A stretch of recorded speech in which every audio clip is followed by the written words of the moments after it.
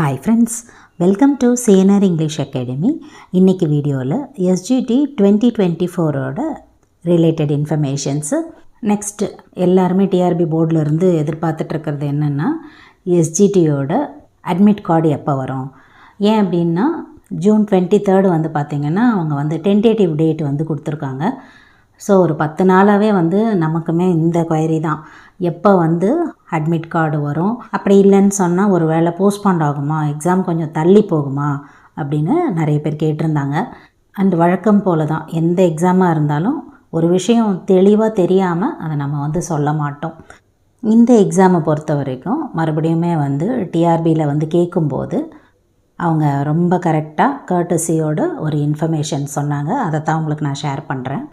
கண்டிப்பாக எக்ஸாம்ஸ் வந்து தள்ளி போகிறதுக்கான வாய்ப்புகள் நிறைய இருக்கிறதாகவும், எதனால் அப்படின்னு பார்த்திங்கன்னா நம்ம எல்லாருக்கும் தெரிஞ்ச காரணம்தான், யூஜிடிஆர்பியோட சர்டிஃபிகேட் வெரிஃபிகேஷன், அதுக்கப்புறம் ஆர்டர்ஸ் ரிலேட்டடான இன்ஃபோஸு.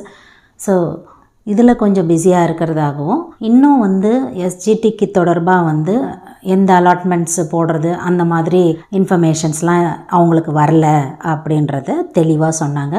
அதே மாதிரி மாத கணக்கில் இது வந்து தள்ளி போகுமா அப்படின்ற மாதிரி கிடையாது, தள்ளி போகும், ஆனால் வந்து ரொம்ப நாள்லாம் கிடையாது அப்படின்றதையும் சொன்னாங்க. ஸோ நம்ம தெரிஞ்சிக்க வேண்டியது என்ன அப்படின்னு பார்த்திங்கன்னா, ஒரு நாளுமே போனஸ் தான். இன்றைக்கி ஜூன் 1, எப்போவுமே மந்த்து ஃபஸ்ட்டில் கண்டிப்பாக ஒரு வீடியோ வரா மாதிரி நான் கண்டிப்பாக அலோகேட் பண்ணிப்பேன். ஒரு மாதத்தோட முதல் நாள் வந்து ரொம்ப ரொம்ப முக்கியம். அது எந்த ஒரு ஆஸ்பிரண்ட்டாக இருந்தாலும் சரி, அதே மாதிரி அந்த மந்தோட லாஸ்ட் டே. ஸோ ஒரு மந்த்து பிளான் வந்து என்ன நம்ம பண்ணியிருக்கோம், அதை நம்ம வந்து எப்படி எக்ஸிக்யூட் பண்ணியிருக்கோம், 50% கரெக்டாக பண்ணியிருந்தால் கூட சக்ஸஸை நோக்கி நம்ம போயிட்டுருக்குறோம் அப்படின்றது தான் அதோட ப்ராக்ரெஸ்ஸு. ஸோ ஜூன் 1 ரொம்ப முக்கியமான ஒரு மாதத்தோட முதல் நாள். As for us SGT concerns, நீங்கள் இது வரைக்குமே வந்து ஓரளவுக்கு படிச்சுட்ருக்கேன், ஆனால் வந்து ஸ்கூலுக்கு போயிட்டுருக்கோம், மற்ற வேலைகள்லாம் இருக்குதுன்னு சொன்னால் கூட இந்த மந்த்து வந்து பார்த்திங்கன்னா உங்களோட நேரத்தை அதிகப்படுத்தி, குறிப்பாக நீங்கள் படிக்கிறது ரிவிஷனை சார்ந்ததாக இருக்கட்டும். மேக்ஸிமம் பார்த்திங்கன்னா நம்பர் ஆஃப் ரிவிஷன்ஸ் யார் ஒருத்தர் அவங்களோட எக்ஸாம்ஸ்க்கு அதிகமாக கொடுக்குறாங்களோ கண்டிப்பாக அவங்களோட சக்ஸஸ் வந்து அவங்க கையில் இருக்குது, கை நழுவி போயிடாது கண்டிப்பாக. ஏன் அப்படி சொல்கிறோம்னா, இப்போ ஒரு யூஜிடிஆர்பி, பிஜிடிஆர்பி அண்டு சைக்காலஜி சப்ஜெக்ட்டுக்கெல்லாம் வந்து பார்த்திங்கன்னா கண்டிப்பாக நம்ம மெட்டீரியல்ஸ் அப்படின்ற பேரில் நிறைய தேடி படிக்க வேண்டியிருக்கும். ஆனால் டெட்டு அண்டு எஸ்ஜிடி பொறுத்த வரைக்கும் பார்த்திங்கன்னா உங்கள் கையில் இருக்குது, கண்டென்ட்டு உங்கள் கையில் இருக்குது, எஸ்சிஆர்டி புக்ஸு, அதுக்கு மீறி ஒரு கேள்வி கூட வரப்போகிறதில்ல அப்படின்னு நம்ம எல்லாருக்குமே நல்லா தெரியும். அதனால தான் நான் மறுபடியும் சொல்கிறேன், ரிவிஷன்ஸ் வந்து நம்பர் ஆஃப் ரிவிஷன்ஸு நிறைய கொடுக்குற பட்சத்தில் கண்டிப்பாக எந்த மாதிரியான ட்விஸ்டட் கொஸ்டின்ஸ் அவங்க கேட்கும்போதும் நம்மளால் வந்து ஆன்சர் பண்ண முடியும் அப்படின்றது தான். அண்டு தமிழ் எலிஜிபிலிட்டிக்கு நீங்கள் நிறைய வந்து கான்சென்ட்ரேட் பண்ணுங்கள். அதுக்கு முக்கியமான காரணம் இப்போ நடந்த யூஜிடிஆர்பியோட ரிசல்ட்ஸு தான். ஒரு கசப்பான உண்மை தான் அது. ஏன்னா நிறைய கேண்டிடேட்ஸு 100+ எடுத்தவங்கெல்லாம் கூட தமிழ் எலிஜிபிலிட்டியில் கிளியர் பண்ணலை. அந்த 20 மார்க்ஸ் வந்து எடுக்கலை.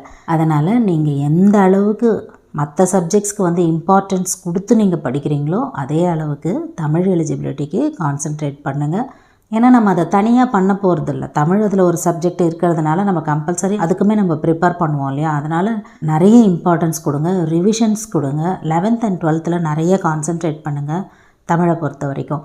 ஏன்னா கொஸ்டின்ஸ் பார்த்திங்கன்னா ரொம்ப டெப்த்தாக கேட்டிருக்காங்க. இது வரைக்கும் 2 தமிழ் எலிஜிபிலிட்டி நடந்திருக்குது. ஒன்று வந்து பிஇஓ எக்ஸாமுக்கு, இன்னொன்று வந்து யூஜிடிஆர்பிக்கு. இந்த 2த்தை கம்பேர் பண்ணி பார்க்கும்போது யூஜிடிஆர்பியில் தான் டஃப்னஸ் லெவல் அதிகமாக இருக்குது.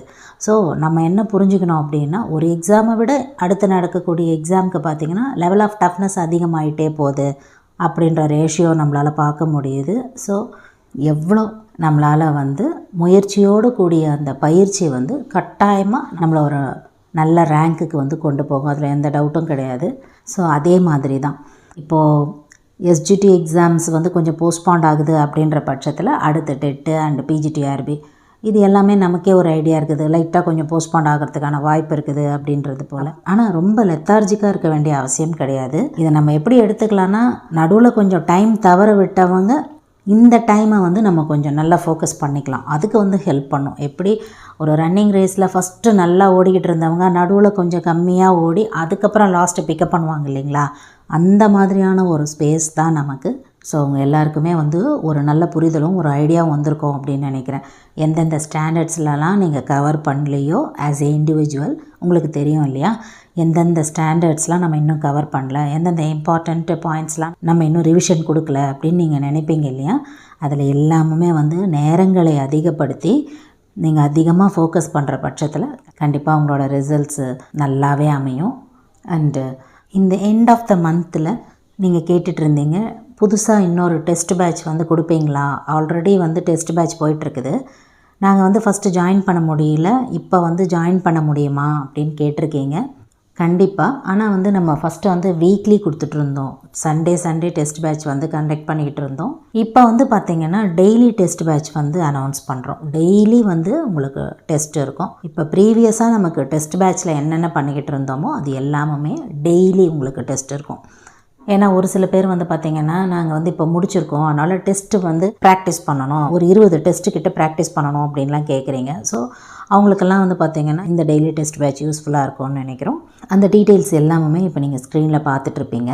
எத்தனை நாள் டெஸ்ட்டு, எவ்வளோ கொஸ்டின்ஸு, அதே மாதிரி ஸ்டாண்டர்ட்ஸ் பார்த்திங்கன்னா 6th to 12th subject English, Tamil, maths, science, social science plus Tamil எலிஜிபிலிட்டியோட கொஸ்டின்ஸு, இம்பார்ட்டண்ட்டு 500 கொஸ்டின்ஸோட பிடிஎஃப்ஸு எல்லாமே நீங்கள் ரிசீவ் பண்ணுவீங்க வித் ஓஎம்ஆர் ஷீட்டோட. ஓஎம்ஆர் ஷீட்டில் எப்படி நீங்கள் எக்ஸாம்ஸ் எழுதுவீங்களோ அதே போல் ப்ராக்டிஸ் பண்ணணும். அண்ட் வித் ஸ்கெடியூலுமே வந்து சொல்லுவாங்க இன்றைக்கி என்னென்ன ஸ்டாண்டர்டு, எந்தெந்த டாப்பிக்கு நீங்கள் படிக்கணும், நாளைக்கு எந்த ஸ்டாண்டர்டு எந்த டாப்பிக்கு. ஸோ இது வந்து உங்களுக்கு ஒரு 20 days பிளான் இது. நாங்கள் அப்போ ஜாயின் பண்ணலை, இப்போ ப்ராக்டிஸ் பண்ணணும்னு நினைக்கிறோம் அப்படின்றவங்களுக்காக எஸ்ஜிடி டெய்லி டெஸ்ட் பேட்ச் 2024. நீங்கள் எப்போ இதில் ஜாயின் பண்ணணும் அப்படின்னு பார்த்தீங்கன்னா நாளையிலேருந்தே நீங்கள் ஜாயின் பண்ணிக்கலாம். 3rd June வந்து பார்த்திங்கன்னா ஃபஸ்ட்டு டெஸ்ட்டு வந்து ஸ்டார்ட் ஆகுது. 3rd அன்றைக்கி ஸ்டார்ட் ஆகி 22nd of June அன்றைக்கி உங்களுக்கு கம்ப்ளீட் ஆகிடும். 20 நாள் தொடர்ந்து. இது கம்பல்ஷன் கிடையாது, வேணும்னு கேட்டவங்களுக்காக இந்த இன்ஃபர்மேஷன்ஸு இந்த வீடியோ ஷேர் பண்ணுறேன். ஸோ இண்டிவிஜுவலாக நீங்கள் ஒரு ஸ்கெடியூலில் போட்டு நீங்கள் எந்தெந்த டாபிக்ஸ்லாம் வந்து கம்ப்ளீட் பண்ணலையோ அதெல்லாம் விக்ரஸாக படிக்க ஆரம்பிச்சிருங்க, ரிவிஷன் பண்ணுங்கள். அண்ட் வழக்கம் போல் உங்களுக்கு ஏதாவது டவுட்ஸ் இருந்ததுன்னு சொன்னால் கமெண்ட் செக்ஷனில், அப்படி இல்லைன்னு சொன்னால் வாட்ஸ்அப்பில் சொல்லுங்கள். Up to this I conclude. இதே மாதிரி ஒரு நல்ல வீடியோவில் உங்களை நான் மீட் பண்ணுறேன். தேங்க்யூ ஃப்ரெண்ட்ஸ், தேங்க்ஸ் ஃபார் வாட்சிங்.